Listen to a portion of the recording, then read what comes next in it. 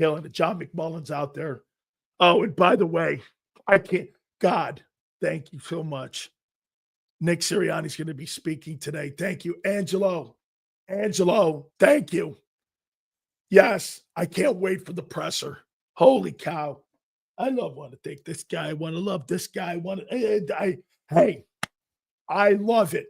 Without further ado, the co-host of Birds 365, which I watch all the time. And I do, as I prep after my Tampa show, I watch it. My friend, Big Z, Zander Krause. How you doing, bro? What's up, Big Sills? How you doing, brother? You getting Hanging in through there, it? my friend. Yeah, man.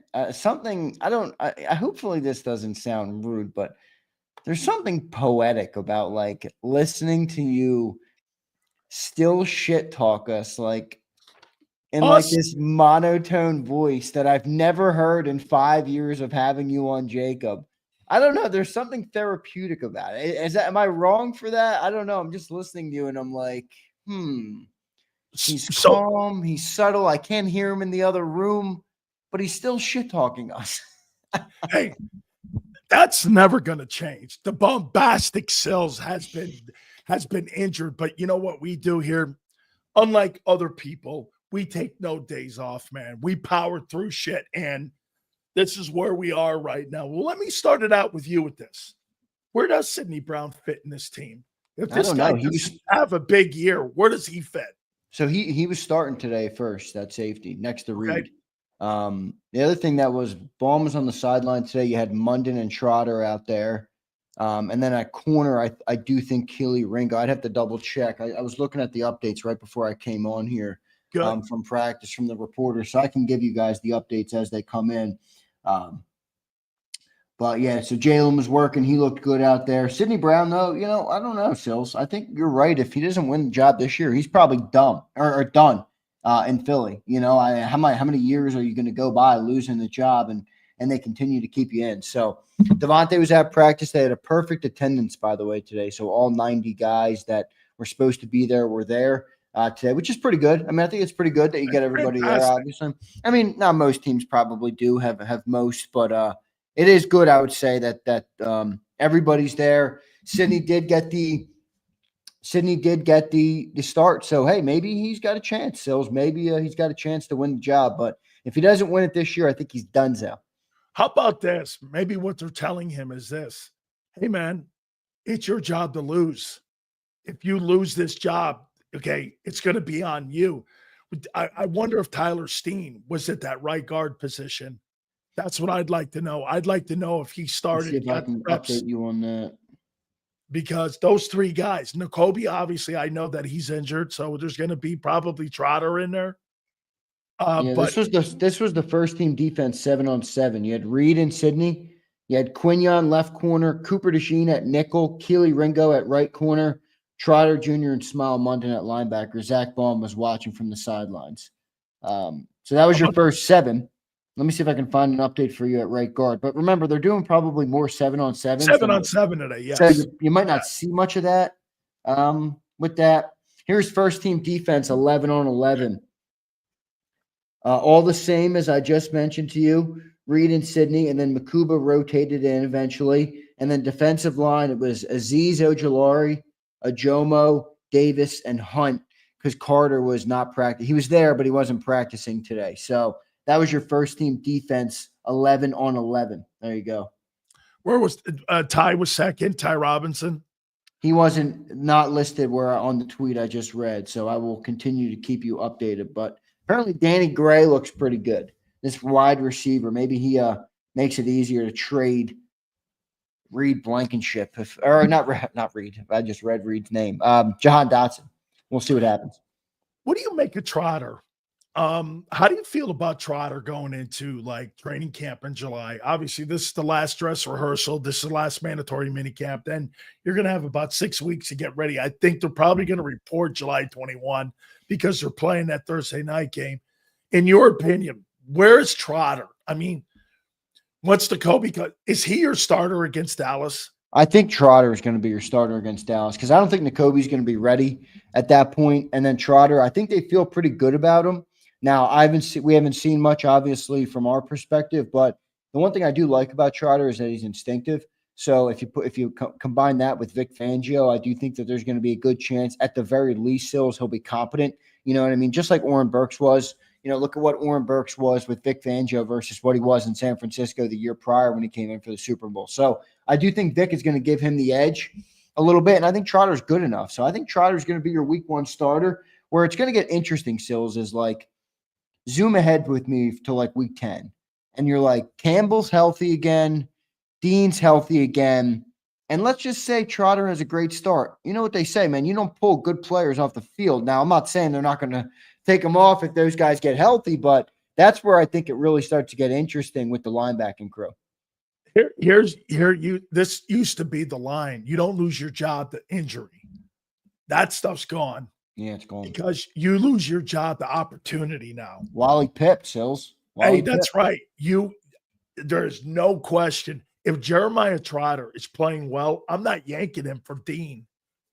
And especially with Dean's history of injury, I'm not putting that guy out there. Campbell, I can bring in, and I'm going to work him in because he's a rookie and because I'm really not sure even what his position is. And I don't mind playing Campbell off ball in the second spot behind Trotter. And maybe he ends up beating him out by the end of the year. Me, in my opinion, that scenario you laid out, if Trotter plays well, that's the end of Nakobe Dean. Yeah, I agree. Well, I think it's the end of Nakobe Dean anyway, unfortunately. He might play this year in his last year of his contract, a contract year for him. So I think he'll get out there this year, but I don't think he's going to be re-signed in Philly. I mean, they drafted Munden. They got Jihad Campbell. They just paid Zach Bond. You got Trotter. I mean, I just don't see it with him. And it's not I don't think it's a knock on the player. I do think his injuries are a part of it. Makes it harder to keep that type of guy around, you know, when they just don't stay on the field. And that's probably why the Eagles have gotten so many linebackers in the room. So I do think you're right on that, but I thought you were right on that maybe even before. You know, even if he wasn't injured, I don't really see him as a future player in Philly. Now, I do wonder, how do they factor in the Georgia guys? Like, do you think that they want to keep – I'm not saying that's going to get in the way entirely, but I don't know. If Dean's getting $6-7 million on the open market, maybe they pay him. Maybe, just maybe they pay him. We'll see what ends up happening with that. All right. How confident are you that the Eagles have enough talent or depth on the defense in 2025?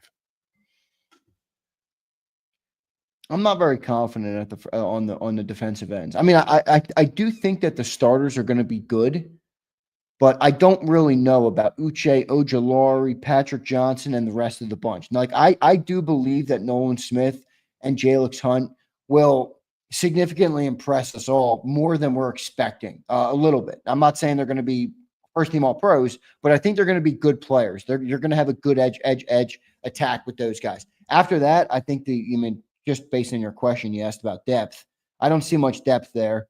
If something goes wrong at corner, you don't really have much depth there. Now you have more versatile pieces there where you could move Quinn or Cooper around potentially, maybe slide somebody into the slot, get another safety in. Could Makuba play the slot, maybe something like that? So I think you have more options there.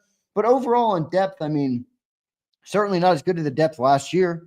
Now, some of these guys could prove to be good depth, but until they're given that out, like last year, for example, was Oren Burks good depth? We didn't really know until he played. You know what I mean? Like we didn't know he was good. I had no depth. idea. You know what I mean? Like even when we got hurt in the playoffs, remember we were like, we might be screwed at that part of the linebacker spot. And then the guy played well. So like there might be some players that play well when given the opportunity. And I think there is a good chance of that happening, but on paper right now, not much depth. How about this here? I mean, Chris Sims gave us great content today. And but you know what I did? List ever. But what I did was that, well, here, it's how you look at it. When you're talking pure talent, those guys are better. But Jalen Hurts is the smartest quarterback in pro football. And I think he wins Super Bowls with smarts and not talent. Now, look, obviously, I'm not saying he's not talented. I'm saying that when you give me, this guy's the most gifted player to ever play the game like Lamar, that's not enough. I think that position is more about the muscle above the shoulder pads than it is about the muscles below the shoulder pads. I think you have to be this. Nobody would ever, Xander, go like this. Lamar Jackson and Brady. You put those two guys next to one another, you're drafting Lamar Jackson every single night. Now, once you find out how smart he is, then you're going like this. I can't do that. I got to draft Brady because Brady is just smarter. When you look at the smartest quarterbacks in the NFL today, here's my guys. Stafford 1, just because he's done it longer. Hurts 2, maybe Golf 3, like that. Those kind of guys that win, guys that are smart, guys that utilize people around you. The most gifted guys. What Chris did that was an injustice here was that Mahomes, great talent. Allen, great talent.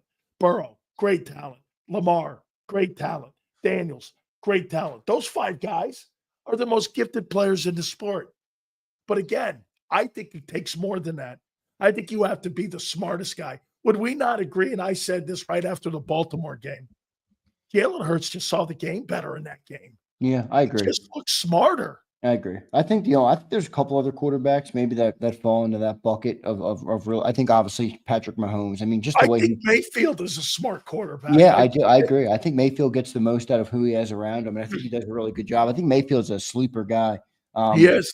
I think Mahomes is obviously right in Hurts' category. I mean, even just look at the rosters that Mahomes has succeeded with. I think you can't do that unless you know how to play the game, play the position, and even like I think it goes deeper than just like I'm a smart quarterback. It's like every different play requires a different version of you, and to be able to take that and feel the nuance of it and apply the nuance of it to each individual situation is another level. And that's where you really get the football intelligence, the football IQ and stuff like that. And you're right. That's where Jalen really is really good. So no, I agree with you. I agree with you 100%. I think there's a couple others like Mahomes. I think Mayfield's a good one. I actually think Purdy's pretty good at that too. That's why he's a good QB, right? All the years starting that he had at Iowa State. Yeah, and like he doesn't have talent like that. Like even Jalen is way more talented than Brock Purdy. Like like Jalen's a sick athlete, great runner, all those different things. So that's right. But I agree. That's a great take right there. All right. The weakness, and I was talking with you yesterday about this, and I'll throw this at you. The biggest weakness on the offense is clearly the passing game. But here, this is how you can improve the passing game, Xander. Don't take as many sacks. Here's another one. Create a fucking screen game. I mean, has Jalen ever had a screen game in Philly? I don't ever remember them having like it. It's the truth. mean, those are high percentage passes. I know, but this is the problem. And again, I don't disagree with you, but I hate to do things because of the conventional look when, it just doesn't fit. And then what I mean by that is, again, Jalen, for the deficiencies that he has that might irk some people where, you don't dump the ball off or you don't take the easy throws or some, those are a product of the way that he's grown into who he is right now as a quarterback. And I don't want to take that away because some of those attributes are also the reason that we make such great plays, that he's such a great playmaker. But, he's run around everybody, Sills. Like he didn't, guys like Brady, guys like Burrow, guys like Baker, guys like, Aaron Rodgers, guys pocket got Jared Goff. You damn right they had good screen games, dude. Their entire life was built on when somebody shows up, when the pass rusher gets to me, that ball has to be out of my hands. And then most times that's in less than three seconds. Jalen Hurts, every level, a pass rusher gets to him, boop, sidestep, scoot to the outside. And by the way, then picks up 10, 15 yards. He's even done that at the pro level. So like he's never been a check down Charlie. He's never been a screen game guy. And there's deficiencies to that, but I don't know if you could say, that's a negative attribute of his. Because let me ask, it's the birthing point to other great attributes that he does have.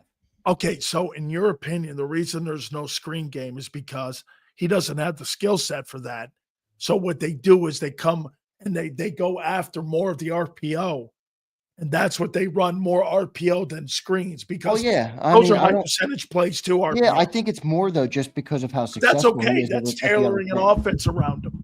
Right. I mean, that's just because of how like for example, if I'm a basketball player and nobody can stop me when I go to the left, and I just go to the left every single time because nobody can stop me. After 20 years, you're going to be like, yeah, he doesn't really have a right, and it's like, well, I've been going to my left my whole career because nobody can stop me doing it. You know what I mean? Jalen's like, hey, nobody slowed me down in short yardage situations. I've always been able to get 10 yards. So screen game for me was pointless. I was the screen game. I was the 10-yard pickup. Anything else that came through the air was, downfield. And that's kind of, if you look, that's kind of how the Eagles offense is built right now. I mean, a lot of their throws are downfield throws. That's kind of the type of quarterback he is. So I completely see like why it progressed that way. And again, I don't think it's a deficiency. I mean, I think it could be viewed as a deficiency, but I don't think it's an overall negative thing. I just think it's who he is as a player. See, I like what Brady says all the time.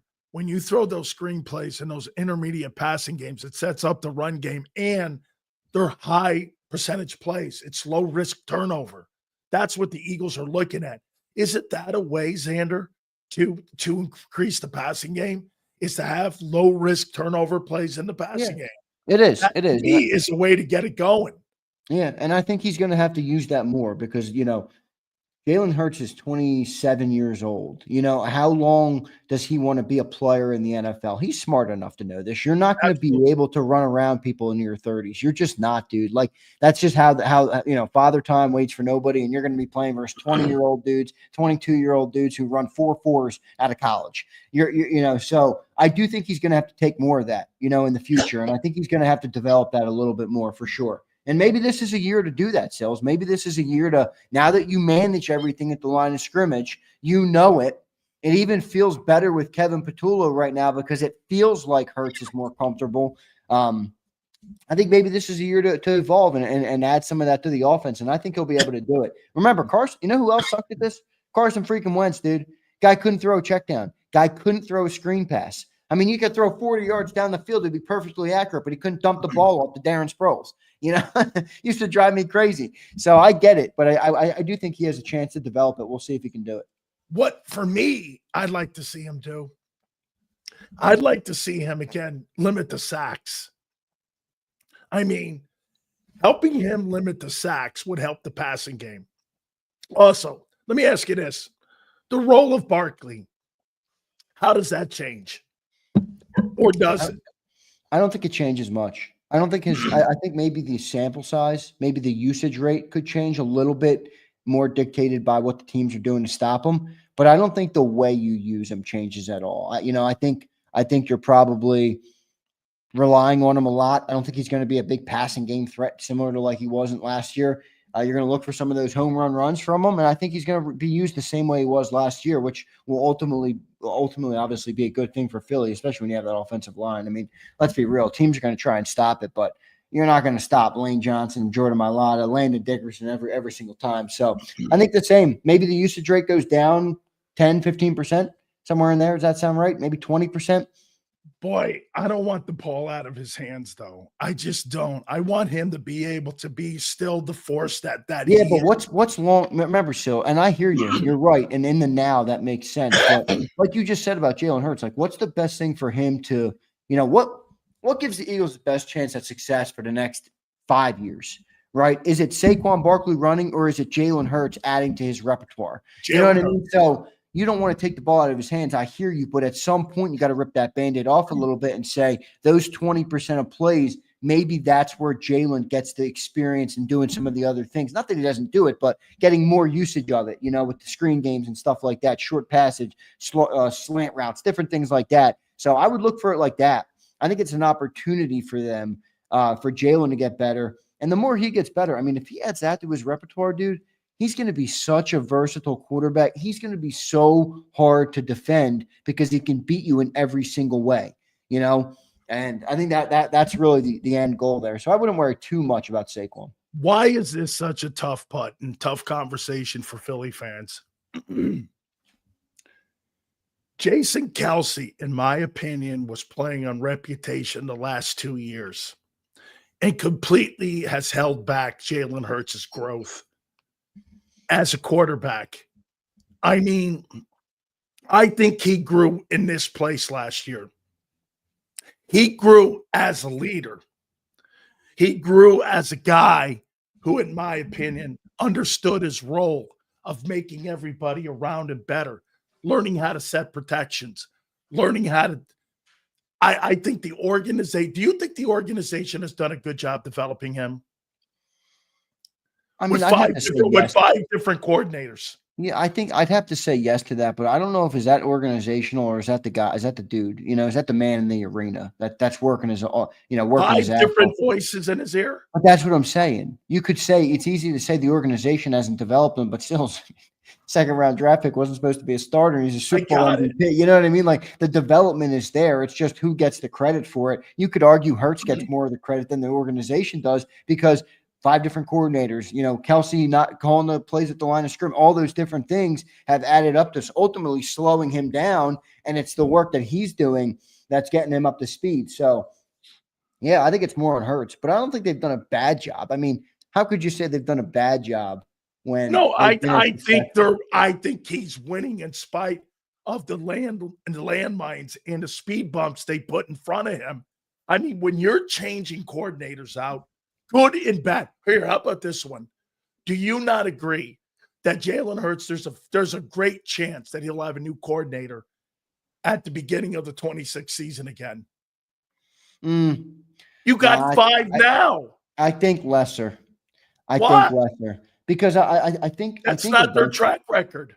Well, because I think there's a pendulum that shifts of when you have a young quarterback that comes in, especially a player like Jalen, who's a second-round draft pick, and all the offensive success can be attributed to an offensive coordinator. And that narrative permeated, especially after Shane Steichen, who took over the play calling from Nick Sirianni and took a ton of the credit. Rightfully so. I'm not denying that. I think it was his credit. But I think over time, that's plateaued a little bit as each coordinator's come. And now you're at 5. And like you just said, this offense is more Jalen Hurts than ever, which is why he seems more comfortable. And maybe that plateau happened where coordinators are getting less credit versus a first, second, third-year starter who, doesn't have a pro skill set by conventional metrics or conventional scouting thought processes. That's kind of dwindled, I think, a little bit. And now it's more Jalen Hurts' offense. So maybe the coordinator settles in a little bit and he's not as hot of a commodity. Like what's happening to Lamar Jackson's coordinator? Why doesn't he get hired every year? Their offense was unbelievable. I get you know what I'm saying? Like I'm not saying Jalen's the same player. I'm just saying, I wonder if the perspective shifts on where the success is coming from in the Eagles offense. I mean, if you're going to hire Kellen Moore and have success in year 1 and then have Patullo come in and have success in year 1, is it really the coordinator or is it the quarterback and the offense? My point is about changing that guy. And here, you got to remember something about Kellen Moore. I don't think he's going to get hired as Kellen Moore was fired twice before he got the job in Philly. Wasn't like he was rolling in on some sort of massive success. He was not. He was not coming in on a high. Yeah, I don't say that Kevin's not going to succeed or that it's. Oh, I'm not saying that either. Yeah, I just think that it's going to be more on Jalen. I think the perception is going to be that Jalen accounts for more of the success, which will dwindle how meaningful a coordinator is. Okay, well, if they get bounced in the opening round, do you think they'll change the coordinator? It depends what it looks like. I mean, they did with Brian Johnson. The one thing that's true is this organization does seem to like to find scapegoats. Now, I'm not going to say it's going to be Patullo. Maybe the offense isn't the problem, and you got issues on the defensive side of the ball next year with the guys they brought in, and they're going to scapegoat somebody because really that would be on the front office because it's the personnel problem. Let's be real on that. So I don't know. I think Kevin Patullo is going to be here at least 2 years. I honestly think he has a chance that I think he's going to be here. Why wouldn't you, if you're a prospective team and you see all the coaches that they've hired out of this organization and Kevin Patullo puts up and the passing game, all of a sudden, Zander, the passing game is 13th and the running game is 1 or 2, and they've improved it and they're killing it. You're trying to, I would believe that Kevin Patullo would be a hot commodity when it came to being a head football coach. Yeah. Shane Steichen had no – now, Shane's different because, again, Shane was there 2 years, if I'm not mistaken, because he was brought in with Nick. But Kellen did not improve the offense, and he got a job. Yeah, so maybe he will. Maybe. Do you understand what I was saying, though, about like how the perception might change a little bit? He's winning in spite of that, is your point. I get it. He's winning. No. That's not my point, actually. Okay. My point is that when he's an early year player, people will look and say, look at what that coordinator did for him. Wow, that's amazing. Look at how good the Eagles were. Go get that coordinator, just like they did with Shane Steichen, right? Now that we're 5 years into it and they've had 5 different coordinators, is the pendulum shifting of the coordinator deserves the credit, or it's going to become, hey, it's like it's talked about this offseason. This is Jalen Hurts' offense. Look at how comfortable Jalen Hurts is with Kevin Patullo already. Look at, how they're talking. Now it's going to be, that's Jalen Hurts' offense. Well, then how do you explain there's 4 different Jalen Hurts seasons? They're not one season has had any consistency. Yeah, but they've all been the same offense. It's just been different usages. Yeah, they've been different because the coordinators have been different. Well, to some extent. I mean, yeah, but like, I don't know if this is a good example, but like, why didn't Bieniemy get a job when they were winning Super Bowls? Because Bieniemy was just a clipboard holder. Well, is that what Patullo is becoming? Is that what the offensive coordinator in Philly is becoming? Kellen Moore, from what we were told, total autonomy in the offense, according to Kevin Patullo. Well, yeah, he was the number one voice. But maybe not clipboard holder isn't what I mean. But again, are they the reason or the catalyst for success, or is the quarterback? Again, though, do you agree? Every year he's been a starter has been a different guy. Yeah, they've not looked to the some same. extent. Yeah. Well, you had high turnovers in 23. You had a great season in 22. This last season, you had when you say that was one-dimensional. What? I love when Sil says that about 23, like Jalen threw 48 interceptions. He had like 16 picks. No, he had 20 turnovers. Yeah, counting fumbles. Picks. Yeah, he had 20-plus turnovers. Yeah, Dak Prescott shits 20 turnovers a year. Okay, well, again, that's why Dak Prescott didn't win, and that's why the Eagles got blown out in the postseason. Yeah, you're not wrong about that. I mean, I'm just speculating frankly, if you I'm just speculating that the perception shifts a little bit off of that. The coordinators are responsible for the success of the Eagles offense. Well, if you say that, and this is the first year, though, that this guy's learned how to set protections, how in the world is it not the coordinators that have been responsible for the offense? Well, that's what I'm saying. It has up until this point, but does that change now with Jalen having more autonomy again now? Okay, so you think this year, of all the years previous, he's going to have more say in that offensive approach? Well, I think it's a natural escalation. I agree.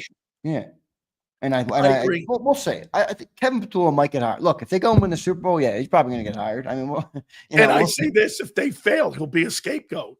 I don't think they lose in the first round. If they lose in the first round, you're probably right. He'll probably get fired. Wait a minute. Okay, hang on. So if they don't make the NFC title game, you think he still makes it? If they don't lose first round, he's not going to get fired. Don't bring him back. How many coordinators were fired from the teams that made it to the divisional round of the playoffs last year? I don't know, man. I saw Steve Wilkes get his ass blown out for losing a Super Bowl in the postseason, in an overtime Super Bowl. That's true. I mean, look, I'm just saying that the organization has got such high expectations. And by the way, Zander, do you have more expectations going into this year than you did a year ago for the success of this team? And that team won the Super Bowl a year ago.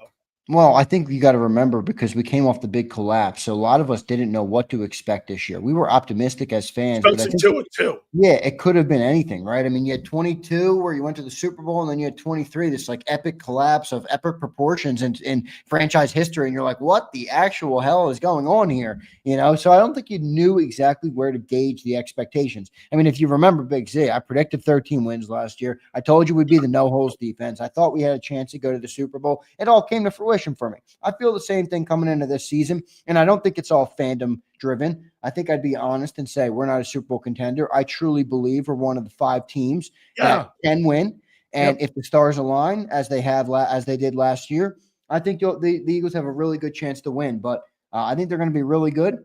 I think they're going to have they're going to be one of the very few teams that are a Super Bowl contender. And if they seize the opportunity and seize the moment in the playoffs like they did last year, I think they're going to have a great chance. By the way, it takes a team. It takes a team. So it's not just Jalen needs to step up. You're going to need a play from Carter, a play from Cooper, a play from Jalen, a play from Saquon, a play from AJ. Everybody's got to make plays. And that's how you ultimately get a team that wins. I think it's depth. I think it's health and your young guys playing. Depth is the biggest question. Do I think you're one of the top 5 teams? And do I think you're the lead team right now at the poll? You are the poll sitter right now. I would say that you are the poll sitter. I agree. We're on poll. Again, I think you closed the gap because of all the losses, but I don't think that gap's been overcome. Yeah, I agree. I just don't see that yet, I agree. I don't. Let's do the super chats, guys. Do me a favor. Please hit the like button. Gary Cobb will be with us at 4:30. All right, sounds good. Let's do this. JD3 checking in. What's up, JD3? He says, what do we do if there comes a strong win and Makuba flies off? Makuba versus Smitty will look like a Salvation Army commercial. I'm not sure what the fuck you're talking about, douchebag. I mean, what is that? What is that? Where are we going with that? What is that? He's talking about their light. I don't know what he means by the Salvation Army commercial. JD3, I'm kidding you, man. It's all good. God, thank you very much for the super chat. Go ahead, Zander. Alfredo says, I think Saquon gets 300 touches total postseason and regular season, 20 carries a game, 15 rushing, and 5 passing. Now, they're not going to throw him 5 times a game. No, you guys said something today. So you don't think they put him in the passing game at all? No. Why would they? Again, you're trying to improve the passing game.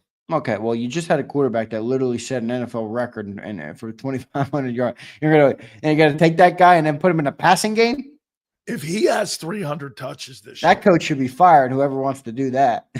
If he gets 300 touches, Saquon Barkley will get 1,600 plus yards. 300 touches, I think, is a good number. That's including postseason, he's saying. Oh, wait. No, well, that means that number probably go down. Well, no. So that means you're probably saying 275. I think you're going to need more out of him. Well, either that or Jalen's carries go up. Yeah, or their screens come into play, like you said. Yeah, but again, somehow you got to take the load away from this guy. Guys, I appreciate the supers. I didn't mean to go knee deep on you there. JD3, all good, brother. I don't even know what he was going for, JD3. I didn't. This guy's delusional over there with no voice. Twiz says, Still say I got an offer you can't refuse. I don't know what he's talking about. I don't either, man. It's fucking Some of you Twiz. guys are trying to be funny here, man. I don't know. The guy's got a hit rate of about 22%. I know, Twiz, man. Twizzler. I mean, that's what you get.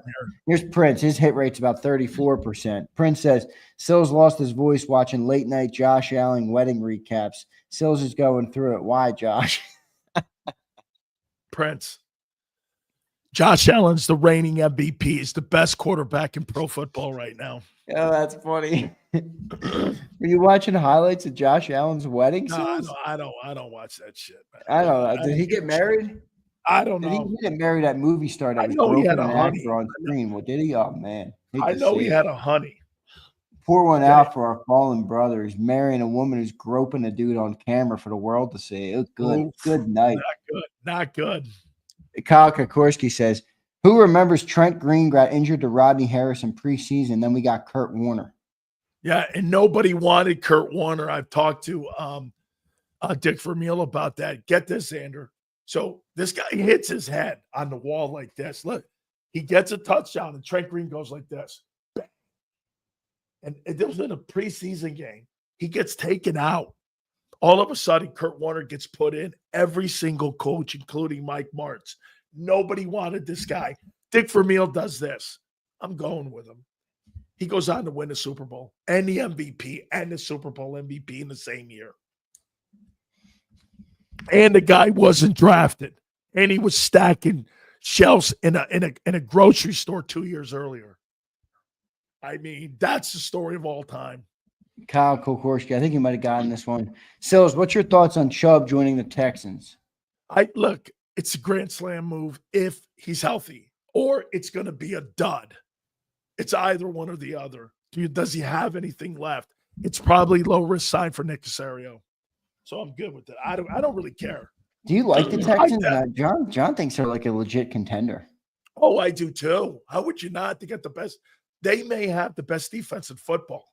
Yeah, they got good players. Dude, they, after that whole mess with Deshaun Watson, they have done a spectacular job. They got Mixon. They gave him a 3-year contract. I don't know what Cincinnati was thinking by getting rid of Boy, him. if he's done a phenomenal job, what has Howie done? Well, again, no, you got to remember, you had a football team that won 4 football games, and you got rid of Deshaun Watson. What kind of? We had a team that won 4 football games and got rid of Carson Wentz. Standard, that was an anomaly season, was it not, over the last 15, 20 years? All right, you're fair in that the Houston Texans are a much worse organization. Yes. Okay, and owner sucks. But I mean, the guy, how many years of first round draft picks did the Texans have? Correct. I mean, it's like the Jags, right?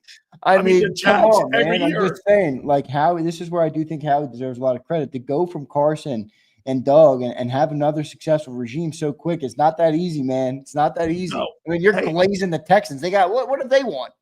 No. I'm saying, this guy came in from New England and changed the entire culture. Yeah, he did. He did. did. D'Amico Ryans. Hey, I'm hearing 3 years, $35 million for Howie. It's good. Sounds like it's a lot for GMs, right? Well, he would be the highest paid, if true. He would be the highest paid general manager in all of North American sports.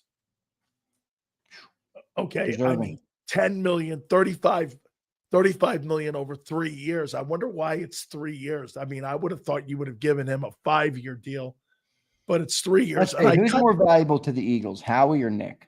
Oh, by far Howie. Who's more valuable to the Eagles, Howie or Jalen? Howie. Who's more valuable to the Eagles, Howie or Vic Fangio? Howie. Howie hired them all. Is he the most valuable person in the entire organization? Yep. Including players. He's more valuable than Jalen. He's more valuable. There's not a player on your team. There's not a coach on your team. He's more valuable than Stoutland.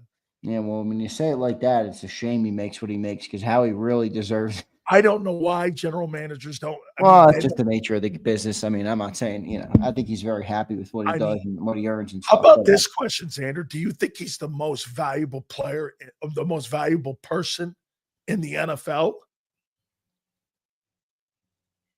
Probably. I mean, who else would be? Name me another decision. I mean, who's responsible for making the Philadelphia Eagles a total household name? You know what I mean? Who's been more successful in Philly, Andy Reid or Howie? Well, that's obvious. I mean, you got to go Howie there. Okay. Because name me a guy in the NFL who's been more successful than Howie as a coach or GM.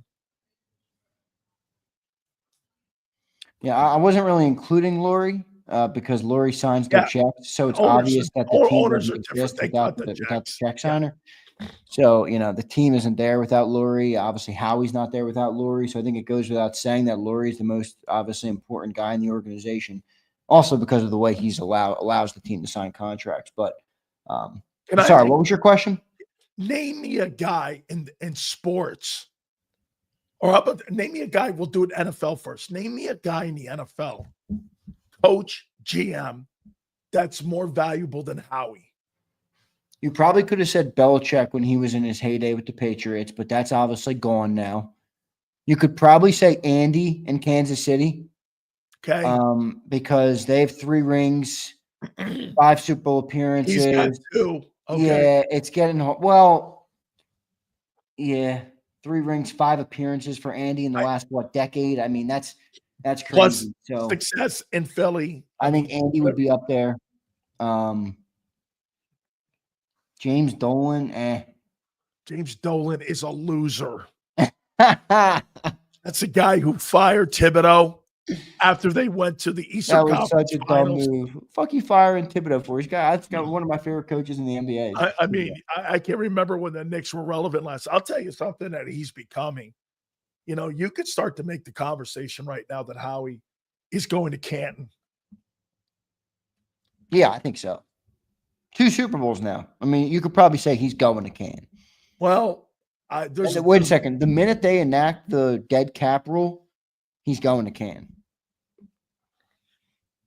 Do I think he's a can't? Do I think Think he's about that? They had to change a rule in the salary cap era because Howie figured out how to build a super team within the rules, within the salary cap in the modern era, to the point where you went to 2 Super Bowls in 3 years, won one, and if they win another one, man, that would be unbelievable. And then the league changes a rule to stop you from doing what you're doing, and you did it at a double the clip of the next closest team. That's Hall of Fame. Don't We you had to think, change a rule to stop you.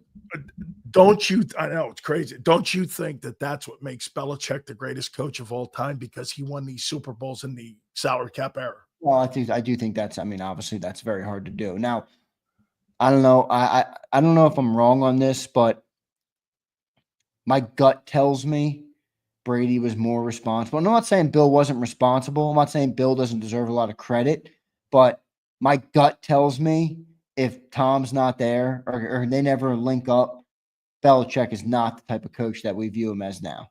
Now, that's coulda, shoulda, woulda, if scenarios. So he is a Hall of Famer, obviously. I mean, Well, don't you think Andy Reid's narrative has changed because he's around Mahomes? Yeah.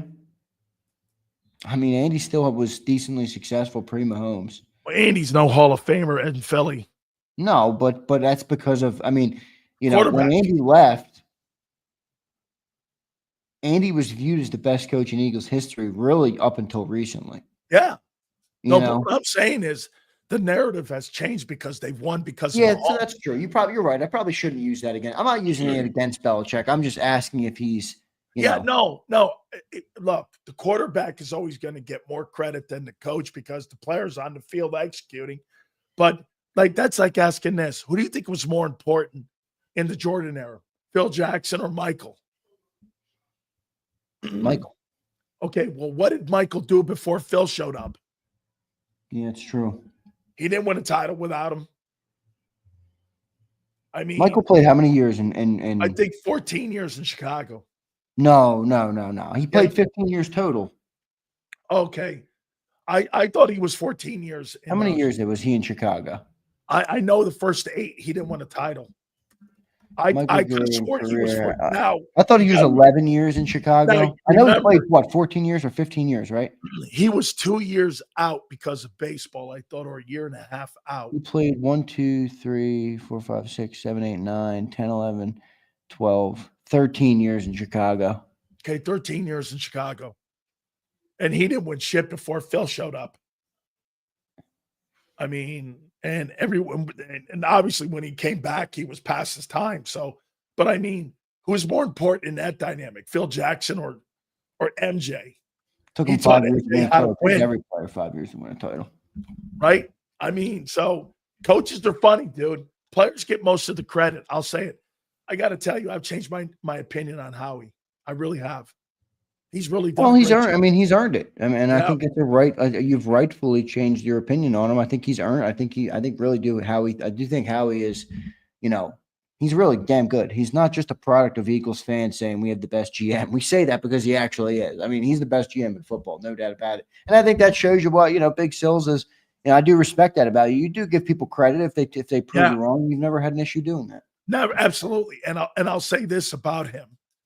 You know, I heard you bring that up with John again. I'm glad John kind of relented to you. You know, the Jair Alexander stuff. I mean, every player he's going to look at, is he a fit for Philly? Of course he's a fit for Philly. But then, obviously, I always say this. What's the money involved in it? And he's right. And you were right this morning when you said, hey, 8-9 million, I'm in. That guy's getting 15 million. Yeah. I mean, definitely.